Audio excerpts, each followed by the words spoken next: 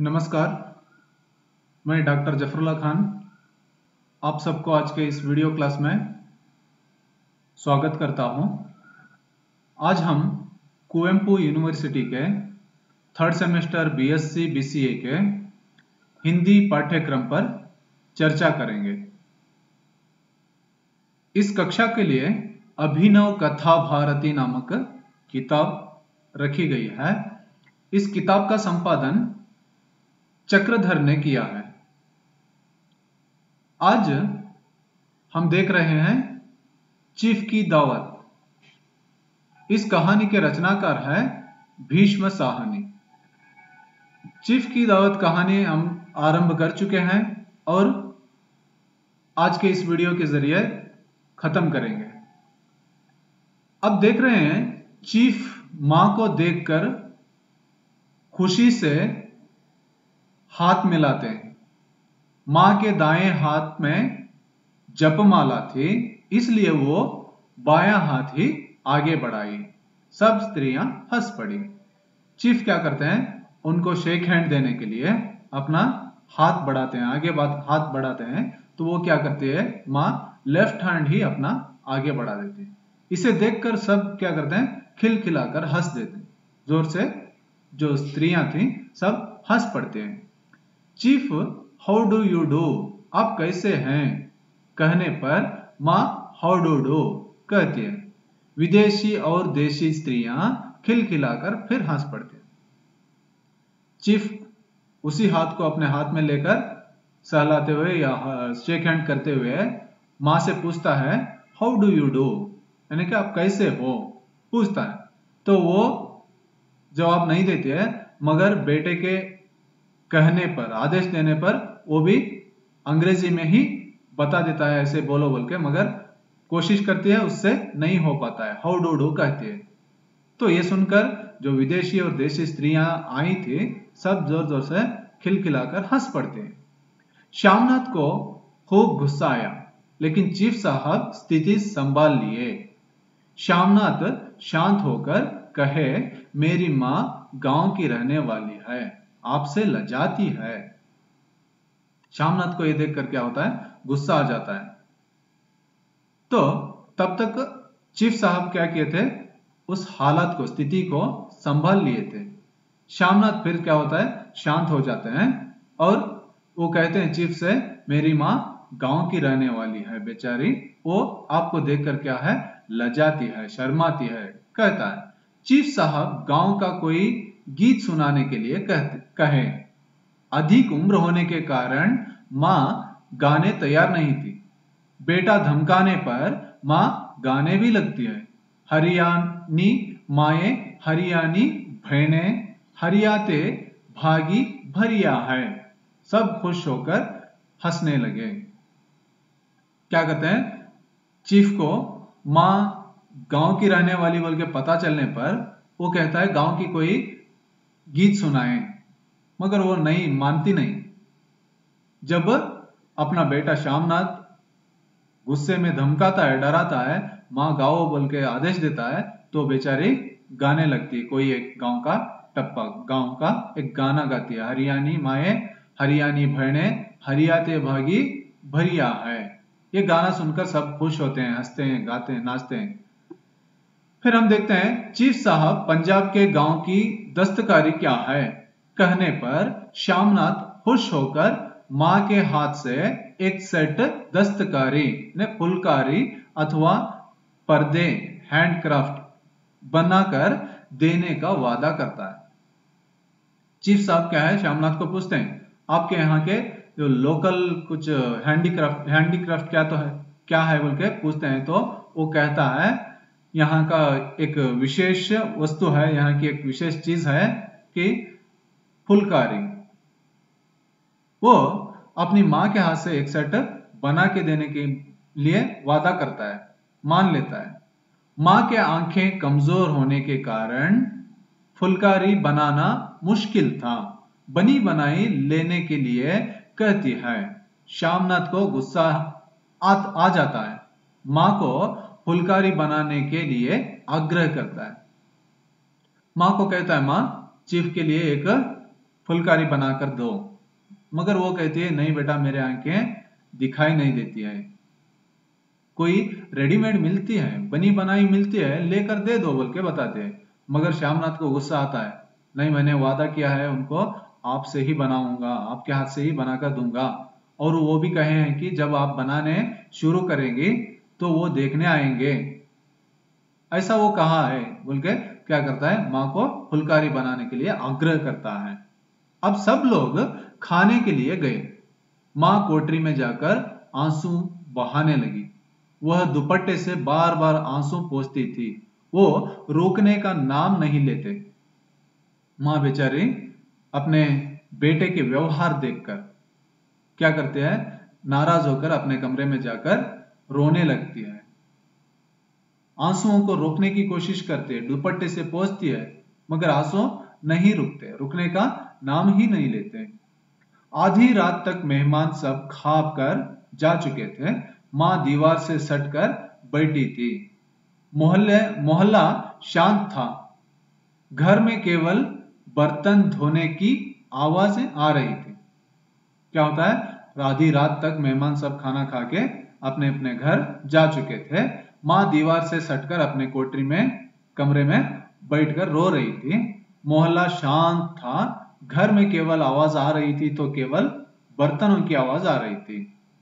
सब जाने के बाद कोठरी का दरवाजा ठोक कर श्यामनाथ कह रहा था, माँ दरवाजा खोलो। माँ डर के मारे कांपते हुए दरवाजा खोली तो श्यामनाथ खुशी में झूमते हुए, ओ अम्मी तुम आज रंग ला दिया, साहब बहुत खुश हो गए, कहता है। सब क्या हो गए, जाने के बाद श्यामनाथ अपनी माँ की कोठरी के पास आता है या कमरे के पास आता है। कमरे के पास आकर आवाज लगाता है, माँ दरवाजा खोलो के कहता है। तो माँ को घबराहट शुरू हो जाती है, फिर मुझसे क्या गलती हो गई, ये फिर मेरे पास क्यों आ रहा है, क्यों आ गया, मुझसे कुछ क्या हुआ, गलती हुई होगी बोल के सोचती है। मगर वो आके दरवाजा खोलने के बाद अंदर आके क्या कहता है, ओ अम्मी तुमने तो आज रंग ला दिया। मतलब माँ के व्यवहार से उसे खुशी हो जाती है, उसे शेयर करने के लिए, बांटने के लिए आता है। वो कहता है, साहब बहुत खुश हो गए तुम्हारे गाने सुनकर, तुमने जो फुलकारी बनाकर दूंगी बोल के वादा किया ना, उसके लिए वो साहब बहुत खुश हो गए बोल के माँ से अपने खुशियां बांट लेता है। माँ गदगद होकर कहती है, बेटा तुम मुझे हरिद्वार भेज दो, मैं कब से कह रही हूं। श्यामनाथ को फिर गुस्सा आया। वो कहा, माँ तुम मुझे धोखा देके यूं चली जाओगी, मेरा बनता काम बिगाड़ोगी। जानती नहीं साहब खुश होगा तो मुझे तरक्की मिलेगी। बेटे के खुशी को देखकर माँ कहती है, इसी खुशी में अपनी भी एक मांग पूरी कर ले। क्या कहते हैं, बेटा तुम मुझे हरिद्वार भेज दो, मैं तुम्हें कब से कह रहा हूं, तुम्हारे पास कितने दिनों से गुजारिश कर रही हूं कि तुम मुझे हरिद्वार भेज दो, तीर्थ यात्रा के लिए भेज दो, कहते। मगर वो बात सुनकर श्यामनाथ को फिर गुस्सा आ जाता है। वो कहता है, माँ तुम मुझे धोखा देके यूं चली जाओगी। पूछता है माँ से, ऐसे धोखा देके तुम हरिद्वार वहां यहां चली जाओगी। फिर वो कहता है, मेरा बनता काम बिगाड़ोगी। इस संदर्भ में अगर तुम गए तो क्या होगा, मेरा बनता काम बिगड़ जाएगा। बिगाड़ोगी क्या, जानती नहीं साहब खुश होगा तो मुझे तरक्की मिलेगी। तुम्हें मालूम नहीं, जानती नहीं कि साहब अगर मुझसे खुश हो जाएगा तो मुझे प्रमोशन मिलेगा, तरक्की हो जाएगी बोल के बताता है। अब माँ बेटे की तरक्की की बात सुनकर बोली, क्या तेरी तरक्की होगी, क्या साहब तेरी तरक्की करेगा।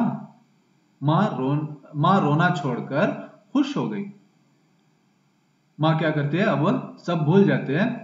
बेटे की तरक्की की बात सुनकर वो खुशी से कहती है, क्या तेरी तरक्की होगी, साहब ने तुझसे ऐसा कहा है क्या बोल के पूछती है, और रोना छोड़कर खुश हो जाती है।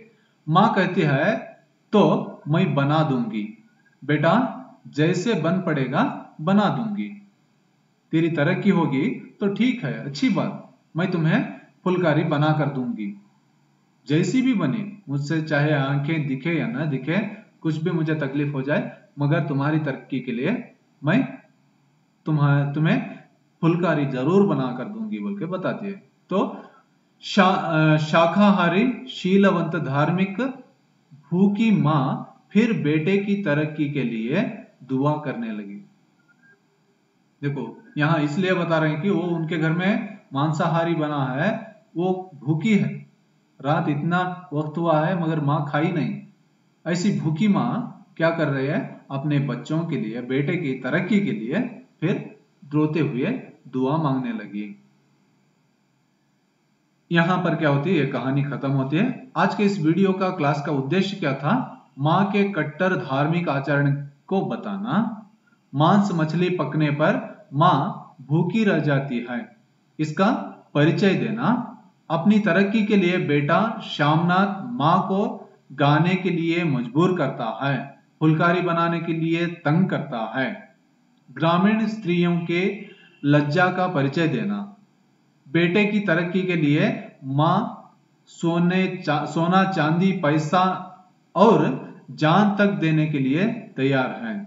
लेखक साथ साथ भारतीय संस्कृति और अंग्रेजी की संस्कृति का परिचय भी दिए हैं। ये सब उद्देश्य और जानकारी क्या है, मां के कट्टर धार्मिक आचरण का परिचय होता है, मांस मछली पकने पर मां भूखी रह जाती है इसका परिचय मिलता है, अपनी तरक्की के लिए बेटा श्यामनाथ मां को गाने के लिए मजबूर करता है, फुलकारी बनाने के लिए तंग करता है, तंग करने वाले बुरे बेटे का परिचय मिलता है, ग्रामीण स्त्रियों का लज्जा या लज्जा के विषय मालूम होते हैं, बेटे की तरक्की के लिए मां सोना चांदी पैसे और जान तक देने के लिए तैयार मां का परिचय मिलता है। लेखक इसके साथ साथ भारतीय संस्कृति और अंग्रेज की संस्कृति का परिचय भी देते हैं। यह सब जानकारी हमें मिलता है। अब इसी वीडियो पर आधारित प्रश्न पूछेंगे और उत्तर भी देखेंगे। प्रश्न 1, मां के दाएं हाथ में क्या थी? मां के दाएं हाथ में क्या थी? घड़ी, फुलकारी, जपमाला, रोटी। उत्तर क्या है? उत्तर है जपमाला का, जपमाला थी। दूसरा प्रश्न है, मां कोठरी में अकेली जाकर क्या करने लगी? मां अपने कमरे में, अपने कोठरी में जाकर अकेली क्या करने लगी? आपके लिए ऑप्शंस हैं, रोने लगी, खाने लगी, गाने लगी, हंसने लगी। उत्तर क्या है? उत्तर अ, रोने लगी। मां कोठरी में जाकर अकेली रोने लगी। अब इसके बारे में और आप जानकारी पाना है, विवरणात्मक रूप से इसे जानना है, तो ये संदर्भित ग्रंथ पढ़ सकते हैं। संदर्भ ग्रंथ है अभिनव कथा भारती, इसका संपादन चक्रधर ने किया है। ठीक है, नमस्कार।